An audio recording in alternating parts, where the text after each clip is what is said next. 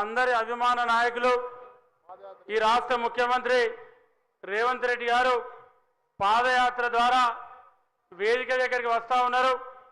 మిత్రుడు ఉప ముఖ్యమంత్రి వర్యులు బట్టి విక్రమార్క గారు బోధు శాసనసభ నియోజకవర్గం ఆదిలాబాదులో నుంచి ఖమ్మం వరకు పాదయాత్ర చేసినప్పుడు 2 లక్షల రూపాయల రుణమాఫీ చేస్తామని మాటిచ్చి నేను మా మిత్రుడు బట్టి విక్రమార్క గారు తెలంగాణ రైతాంగానికి మాట ఇస్తే సంవత్సరం తిరిగే లోపలనే 25,35,000 మంది రైతులకు 21,000 కోట్ల రూపాయల రైతు రుణమాఫీ చేసి రైతులను రుణ విముక్తులను చేసిన చరిత్ర ప్రజాపాలన కాంగ్రెస్ పార్టీది.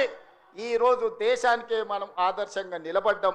మిత్రులారా, ఇవాళ ఆనాడు చెప్పిన మాటలు కాదు, చెప్పినవే అదే విధంగా ఈనాడు రైతు భరోసా పథకం 9 రోజుల్లో 9,000 కోట్ల రూపాయలు పోయినసారి రైతు ఖాతాలో వేసి తుమ్మల నాగేశ్వరరావు గారి అధ్యక్షతన రైతులకు రైతు భరోసా వేసినాం.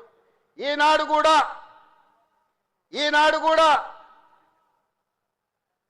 కూడా రైతు భరోసాలో భాగంగా మొదటి విడతగా 3,500 కోట్లు, రెండవ విడత 2,200 కోట్లు, మొత్తం 5,700 కోట్లు ఈరోజు రైతుల ఖాతాలో రైతు భరోసా వేసి వచ్చే నెలలో ఇంకా 3,300 కోట్ల రూపాయలు రైతు భరోసా పథకంలో భాగంగా 9,000 కోట్ల రూపాయలు ఇవాళ రైతుల ఖాతాలో వేసి రైతుల కళ్ళల్లో ఆనందం చూడాలి.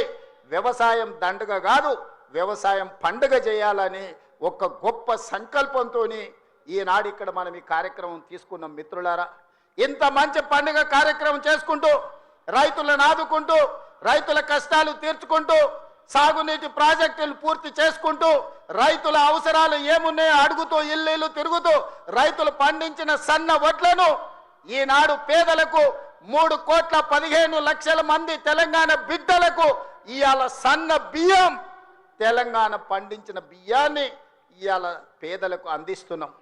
ఎక్కడైనా ఏ రాష్ట్రంలో అయినా ఈ భారతదేశంలో స్వతంత్రం వచ్చి 75 సంవత్సరాలలో నేను ఇవాళ సూటిగా సవాలు విసురుతున్నా. గొప్పలు చెప్పుకునేటోళ్ళు, జబ్బలు చచ్చుకునేటోళ్ళు, తొడలు కొట్టుకునేటోళ్లకు సూటిగా నేను సవాలు విసురుతున్నా. ఎన్నడైనా కలలో కూడా మీరు పేదవాళ్ళకు సన్న బియ్యం ఇవ్వాలి. ఈ సన్న బియ్యం తల్లిదండ్రులు కన్న తల్లి తన బిడ్డకు సంటి బిడ్డకు బుక్కడు బువ్వ తినిపించే పథకం ఎన్నడైనా మీరు ఆలోచన చేసిండ్రా?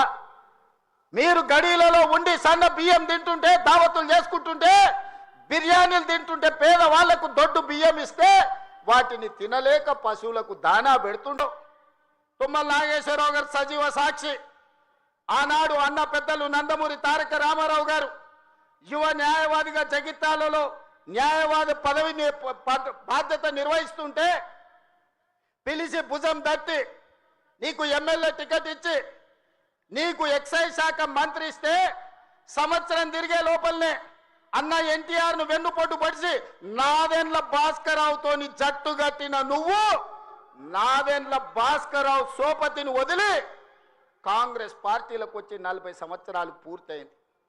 నేను అడుగుతున్నా పెద్ద మనిషిని, ఈ 40 ఏళ్ళు జగిత్యాల నియోజకవర్గమే కాదు కరీంనగర్ జిల్లాలో ప్రతి కాంగ్రెస్ పార్టీ కార్యకర్త 14 ఎన్నికల్లో 11 సార్లు ఎమ్మెల్యే, 3 సార్లు ఎంపీ, 1 సారి ఎమ్మెల్సీ, 14-15 సార్లు బీభావిస్తే దుఃఖాన్ని దిగముంగుకొని ఎన్టీఆర్ను వెన్నుపోటు పడిచిన నిన్ను, నాదెండ్ల భాస్కరరావు అనుచరుడైన నిన్ను ఎమ్మెల్యేగా, ఎంపీగా, ఎమ్మెల్సీగా ఏ ఎన్నికల్లో పోటీ చేసినా వేలాది మంది కాంగ్రెస్ పార్టీ కార్యకర్తలు నిన్ను భుజాల మీద మోసిన మాట నిజం కాదా?